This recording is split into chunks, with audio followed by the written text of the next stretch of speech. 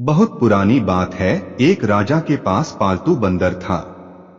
राजा उस बंदर पर बहुत विश्वास करता था, क्योंकि वह बंदर राजा का भक्त था।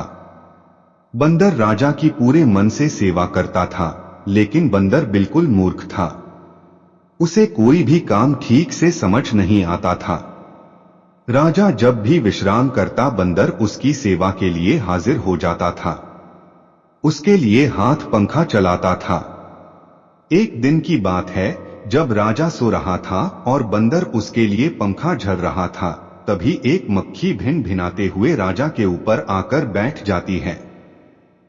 बंदर उस मक्खी को पंखे से बार बार भागने की कोशिश करता है, लेकिन मक्खी उड़कर कभी राजा की छाती पर, कभी सिर पर, तो कभी जांघ पर जाकर बैठ जाती थी। मूर्ख बंदर काफी समय तक ऐसे ही मक्खी को भागने की कोशिश करता रहा, लेकिन मक्खी वहां से जाने का नाम ही नहीं ले रही थी। यह देखकर बंदर को क्रोध आ जाता है और वह पंखा छोड़कर तलवार निकाल लेता है। जब मक्खी राजा के माथे पर बैठती है, तो बंदर तलवार लेकर राजा की छाती पर चढ़ जाता है। यह देखकर राजा काफी डर जाता है।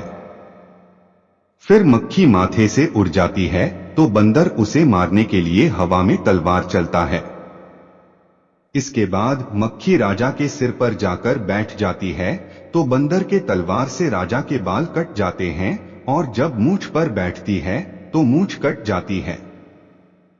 यह देख राजा कमरे से जान बचाकर भागता है और बंदर तलवार लेकर उसके पीछे भागता है।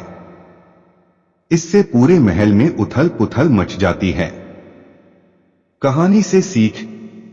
इस कहानी से यह सीख मिलती है कि किसी मूर्ख को ऐसा काम न सौंपे जो बाद में आपके लिए ही खतरा उत्पन्न कर दे।